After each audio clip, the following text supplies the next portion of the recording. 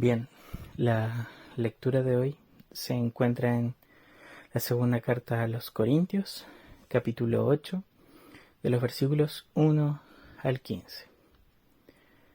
La palabra de Dios dice así: Ahora, hermanos, les damos a conocer la gracia de Dios que ha sido dada en las iglesias de Macedonia, pues en medio de una gran prueba de aflicción abundó su gozo y su profunda pobreza sobreabundó en la riqueza de su liberalidad, porque yo testifico que según sus posibilidades, y aún más allá de sus posibilidades, dieron de su propia voluntad, suplicándonos con muchos ruegos el privilegio de participar en el sostenimiento de los santos. Y esto no como lo habíamos esperado, sino que primeramente se dieron a sí mismos al Señor, y luego a nosotros por la voluntad de Dios. En consecuencia, rogamos a Tito que como él ya había comenzado antes, así también llevara a cabo en ustedes esta obra de gracia. Pero así como ustedes abundan en todo, en fe, en palabra, en conocimiento, en toda solicitud y en el amor que hemos inspirado en ustedes, vean que también abunden en esta obra de gracia. No digo esto como mandamiento, sino para probar por la solicitud de otros también la sinceridad del amor de ustedes, porque conocen la gracia de nuestro Señor Jesucristo, que siendo rico, sin embargo, por amor a ustedes, se hizo pobre, para que por medio de su pobreza ustedes llegaran a ser ricos. Doy mi opinión en este asunto porque esto les conviene a ustedes, que fueron los primeros en comenzar hace un año no solo a hacer esto, sino también a desear hacerlo. Ahora pues, acaben también de hacerlo, para que, como hubo la buena voluntad para desearlo, así también la haya para llevarlo a cabo según lo que tengan. Pero si hay buena voluntad, se acepta según lo que se tiene, no según lo que no se tiene. Esto no es para holgura de otros y para aflicción de ustedes, sino para que haya igualdad. En el momento actual, la abundancia de ustedes suple la necesidad de ellos, para que también la necesidad de ellos suple la necesidad de ustedes. De modo que haya igualdad, como está escrito: el que recogió mucho no tuvo demasiado, el que recogió poco no tuvo escasez. Bien, hermanos, seguimos con nuestra serie Iglesia Misional, en donde estamos aprendiendo principios bíblicos de nuestra vida en misión. La semana pasada revisamos cómo los recursos son un medio para glorificar a Dios y para la extensión de su reino. Hoy continuaremos con esta temática, como pudieron notar en la lectura del texto. Hablaremos de iglesias autogestionadas y la práctica del dar, como una gracia de Dios. A modo de introducción, comentar algo que la Biblia afirma constantemente. Dios es amor, como uno de sus atributos es expresado en un relacionamiento basado en la dádiva, la entrega y la abundancia.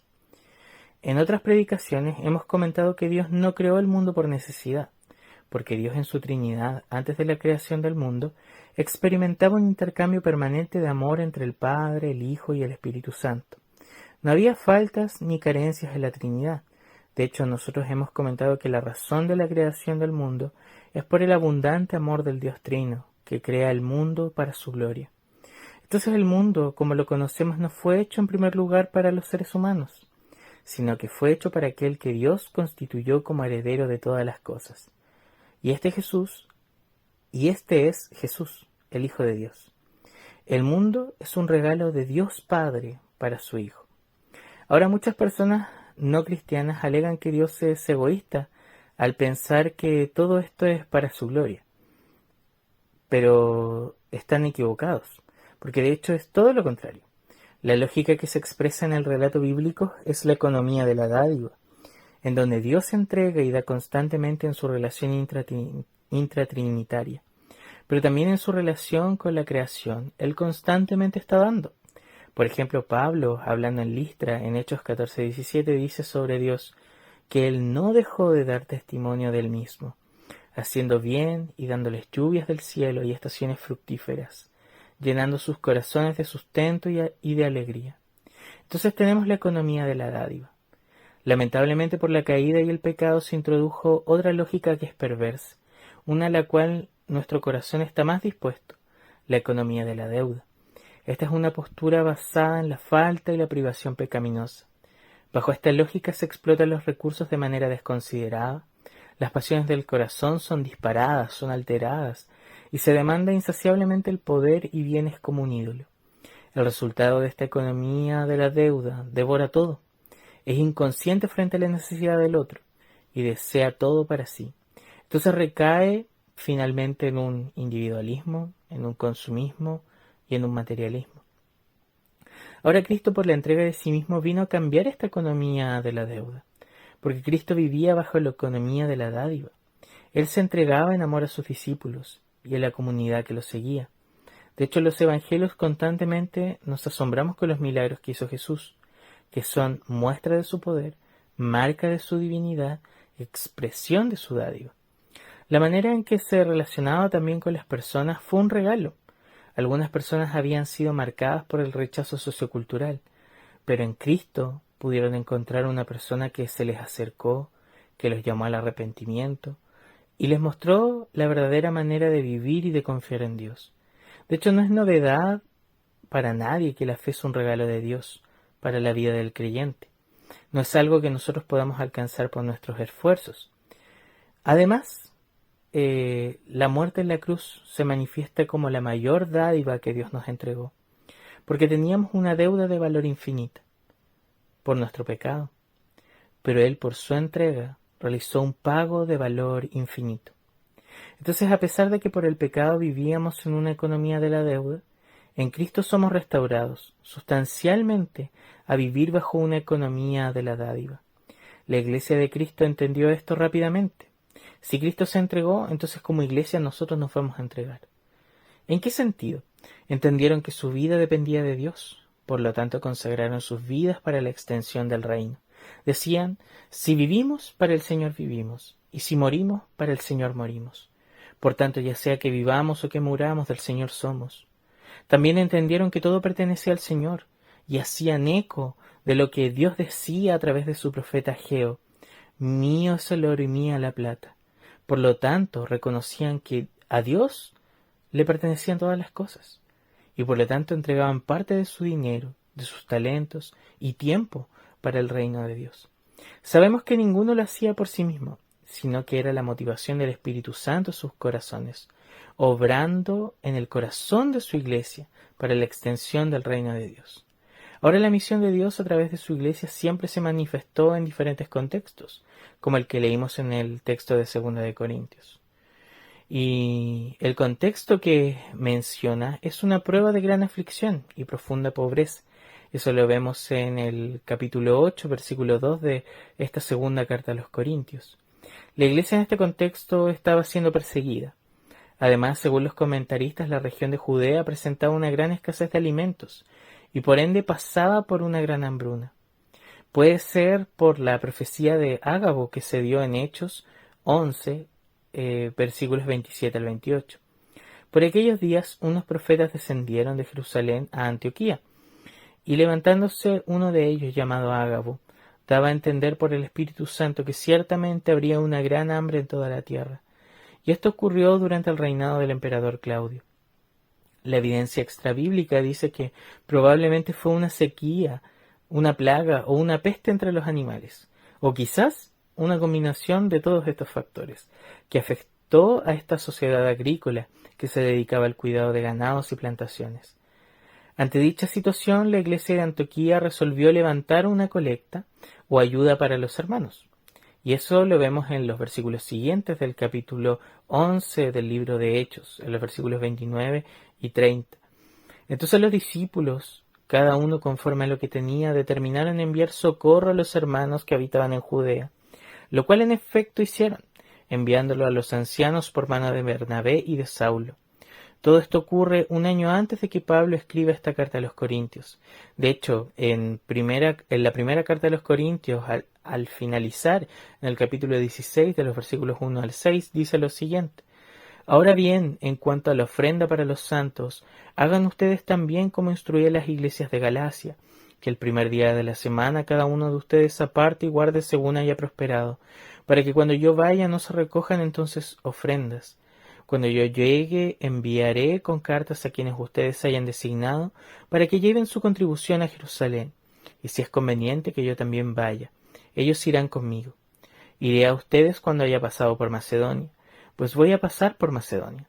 y tal vez me quede con ustedes, o aún pase allí el invierno, para que me encaminen donde haya de ir. Por lo tanto, Pablo realizó un ministerio pastoral en las iglesias de Macedonia y se ocupó de recaudar fondos para los creyentes de Jerusalén. Cuando hablamos de las iglesias de Macedonia, hablamos de Tesalónica y Filipos. Entonces Pablo va a comenzar a exhortar y sugerir a los creyentes de Corinto para que puedan dar y ofrendar a esta causa, con el único fin de poder ayudar a sus hermanos. Ya que Corinto le había parecido una muy buena idea hace un año atrás, pero la habían dejado de lado. Por lo que Pablo viene nuevamente a exhortarlos con este asunto, pero lo principal es que los está estimulando a la economía de la dádiva, ya que es esta dinámica la que permite la autogestión de las iglesias. ¿A qué nos referimos con esto? La iglesia no depende de factores externos para cumplir su misión, sino que depende de la gracia de Dios actuando en el corazón de los creyentes para el sustento de la iglesia, y esto se realiza a través de los recursos. Entonces veremos que este texto nos entrega diversas reflexiones sobre iglesias que se autogestionan y aprenden de la práctica del dar. Primero les voy a mencionar algunas de esas reflexiones y las vamos a ir abordando una por una. Primero, dar es gracia, y eso lo vemos en el versículo 1. Segundo, dar es generosidad, y eso lo vemos en los versículos 2 al 4. Tercero, dar es consagración, de los versículos 5 al 6. Cuarto, dar es amor sincero, versículos 7 al 8. Quinto, dar es motivado por Cristo, versículo 9. 6. Dar es más que buenas intenciones, de los versículos 10 al 11. Y séptimo, dar es proporcionalidad sensata, y lo vamos a ver en los versículos 12 al 15. Bien, lo primero, dar es gracia, en el versículo 1. El primer argumento de Pablo es que dar es una obra producida por Dios. No surge de los deseos meramente humanos, surge de una operación que realiza el Espíritu de Dios en el corazón de los creyentes. De hecho, Pablo lo llama gracia de Dios, y eso lo vemos en los versículos 1, 6 y 7. Generalmente nosotros entendemos gracia como salvación, pero el Nuevo Testamento también usa una definición un poco más amplia. Gracia puede ser entendido como el favor, el regalo que Dios nos concede. Entonces dar funciona como una dádiva, como un regalo. Ahora es necesario que reflexionemos. Dentro de todas las cosas que Dios nos da, curiosamente, lo que menos damos gracias es por la oportunidad de dar a otros. Nuestro corazón es mezquino e indolente, porque vive bajo esta economía de la deuda. Por eso necesitamos de la intervención de Dios para cambiar nuestra manera de pensar, desear y actuar respecto al dar. Las iglesias de Macedonia sí lo habían entendido, pero no por ellos mismos, sino porque Dios obró en sus corazones. Segundo, dar es generosidad, versículos 2 al 4. Además de lo que ya mencionamos del contexto, observe las palabras que Pablo utiliza para describir esta situación: prueba, aflicción y pobreza. Sin embargo, las personas que vivían esta situación daban con generosidad y sinceridad. De hecho, nuestra versión que utilizamos aquí en la iglesia, la NBLA, Nueva Biblia de las Américas, usa la palabra liberalidad. Estos conceptos tienen relación, estos conceptos de generosidad y sinceridad con liberalidad, tienen relación porque la palabra en griego que se utiliza aquí es aplotitos. Y esto indica una preocupación sincera de personas que daban liberalmente, es decir, daban sin reservas, sin esperar nada a cambio.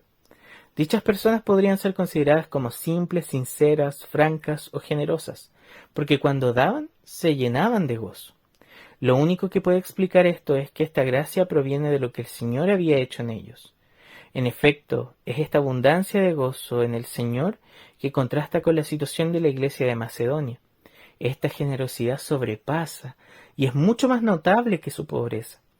Es interesante apuntar que las circunstancias no evitan que la generosidad de Dios pueda ser expresada a través de su iglesia.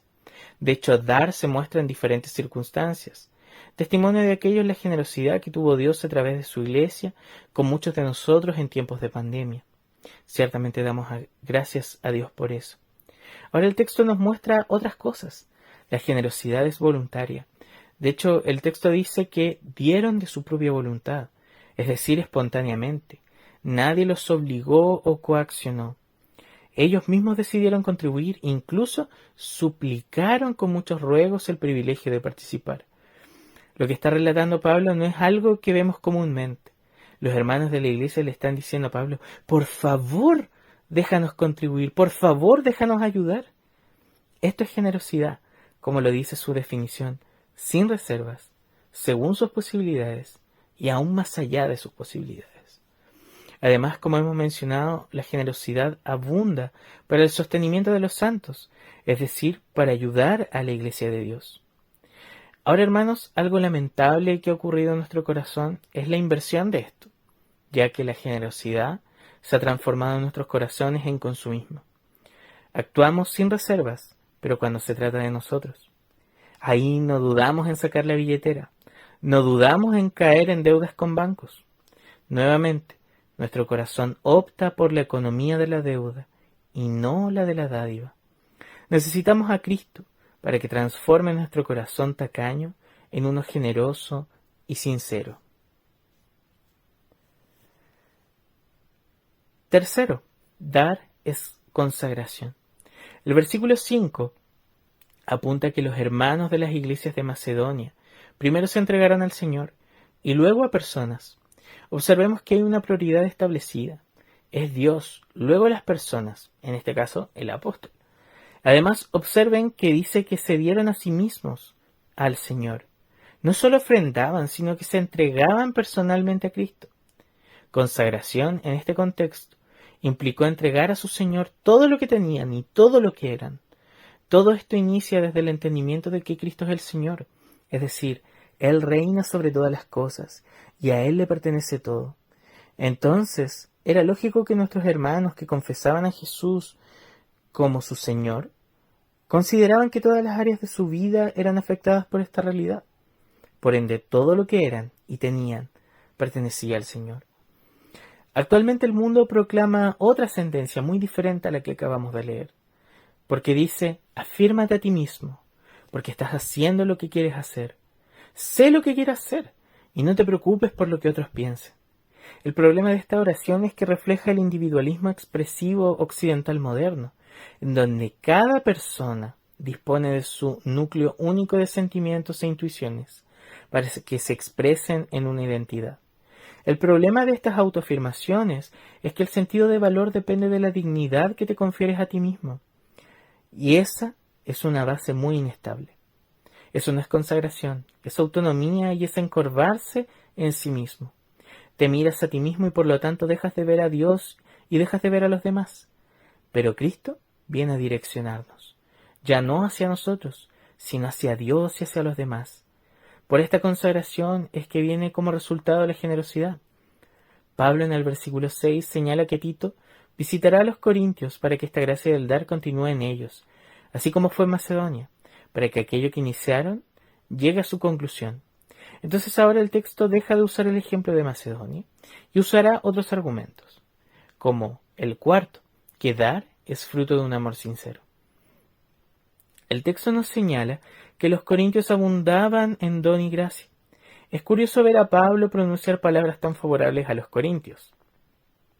Uno tiene el prejuicio de que esta era una iglesia horrenda y horrible, pero no olvidemos que cuando se dirige a ellos en los inicios de la carta, los llama santos. Y en este pasaje resalta las virtudes y dones que Dios le ha dado. No significa que la iglesia ya no tenga problemas, ni que Pablo esté minimizando para poder conseguir algo. Pablo no está obligando a nadie, de hecho dice, no digo esto como un mandamiento, aun cuando podría haberlo hecho. Pablo es sincero al reconocer en otros momentos que en la iglesia habían personas que estaban haciendo daño, mientras que otros creyentes vivían en conformidad a la voluntad del Señor. Esa realidad ocurre en las diferentes iglesias. Pero aquí lo que está destacando es que la fe, el conocimiento, la diligencia y el amor son dones divinos que Dios les ha dado y que abundan entre ellos. Asimismo los llama a que abunde la generosidad espontáneamente y motivada correctamente, como veremos en el siguiente punto. Pero noten que la generosidad es una consecuencia, un fruto de aquello que Dios hace en nosotros, y por lo tanto un fruto de aquello que amamos. Ciertamente si amamos a Dios y a nuestro prójimo, brotará un acto de generosidad, pero si nos amamos más a nosotros, brotará la maleza del egocentrismo, de la tacañería y de la indiferencia. Quinto, dar es motivado por Cristo. Cristo es la verdadera razón. Él teniendo todo, siendo absolutamente rico, carente de nada, por amor a su iglesia se hizo voluntariamente pobre. No se refiere a que Cristo no tenía lugar donde recostar su cabeza, sino que se hizo pobre al venir a este mundo. Otras porciones de la Escritura dicen que se humilló, se vació a sí mismo, se despojó de su gloria. Su propósito era enriquecer a su pueblo. Ciertamente nos llenó de beneficios. El principal es que somos hijos de Dios, coherederos con Cristo, y algún día reinaremos con Él, porque Él es nuestro Dios y nosotros somos su pueblo. Entonces, en esta misma lógica en la que Cristo se entrega, es aquella lógica que debemos conocer y practicar. Los macedonios replicaron esta gracia. Los corintios eran invitados a replicar esta gracia. Nosotros, como extensión de su pueblo, también somos invitados a entregarnos por Dios y a la familia de la fe. Somos llamados a dar este hermoso y generoso fruto que alivie las necesidades de otros. Sexto, dar es más que buenas intenciones. Hace un año los corintios habían deseado hacerlo y lo comenzaron, pero no lo acabaron. Nuestro corazón, manos y mente son inconstantes cuando se trata de hacer el bien. Todos hemos dejado a medias cosas que eran para el Señor. Esto revela que no basta con tener buenas intenciones, sino que se debe tener una motivación correcta y acciones concretas. Ligado a lo anterior, solamente en Jesucristo podemos ser constantes y regulares en la gracia del dar. No existen más motivos, solo es el Señor el que direcciona nuestros deseos, acciones concretas. El apóstol no quería forzarlos ni coaccionarlos, más allá de la inclinación que mostraban. Por eso Pablo deseaba que lo hicieran cristocéntricamente, voluntariamente y con la debida consideración a los recursos, que es lo siguiente que vamos a abordar. Dar es proporcionalidad sensata. La iglesia tenía que dar de acuerdo con su disposición y según lo que tenía, ya que Dios ve el corazón de la ofrenda más allá del monto. Por esto la ofrenda de la viuda, que es señalada por Jesús en Lucas 21, mientras que la de los ricos que daban de sus obras, es mirada en menos. Hay un contraste, porque Dios ve el corazón de la ofrenda. Ahora en el versículo 13, Pablo claramente no está llamando a la imprudencia, ni está llamando a, como dice el dicho popular, desvestir un santo para vestir a otro. De hecho, él desea la proporcionalidad e igualdad. No desea cargar a los corintios con una carga desigual. No quería que unos quedaran libres de la obligación de dar, mientras que otros se vean forzados a ello. Él no quiere ni holgura para algunos ni aflicción para otros. No quiere alivio para unos y opresión para otros. Es decir, no se refiere a una igualdad en propiedad o que todos tengamos lo mismo, sino un alivio de la necesidad. Aquí la Biblia nos señala algo interesante. Los miembros de Cristo son llamados a suplir las necesidades de sus hermanos creyentes. La colecta que se estaba realizando era para hermanos que habían quedado pobres y que no tenían para comer. Por lo tanto, sus hermanos corren a mostrarle amor de esa manera. El pasaje citado del Éxodo, el pasaje citado al final en estos versículos, es del Éxodo 16, versículo 18. Y esto apunta a que Dios suplió las necesidades de su pueblo. En los distintos ciclos de abundancia y carencia, Dios se manifestó fiel a su pueblo, supliendo sus necesidades.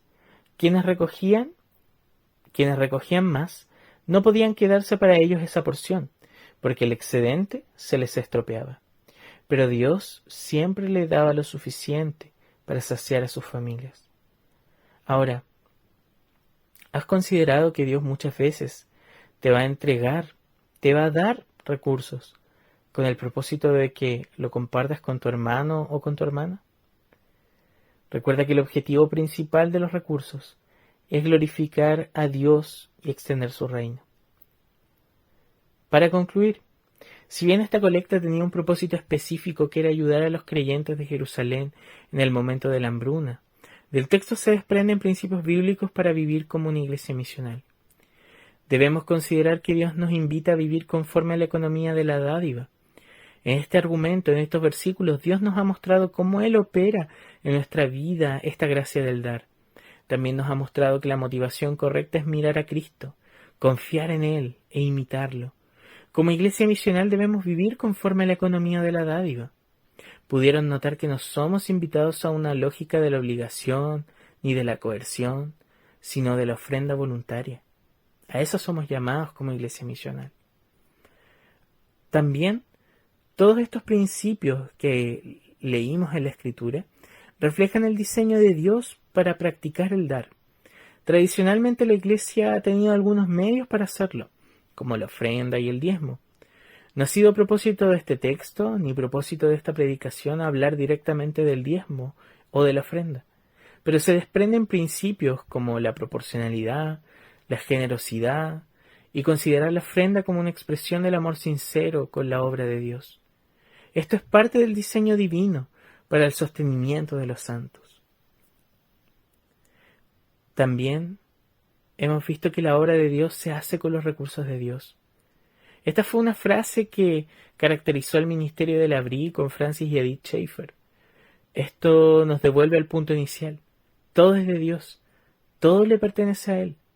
Por lo tanto, no somos invitados a quedarnos en la queja ante la necesidad, sino a la oración a Dios para poder recibir su sustento.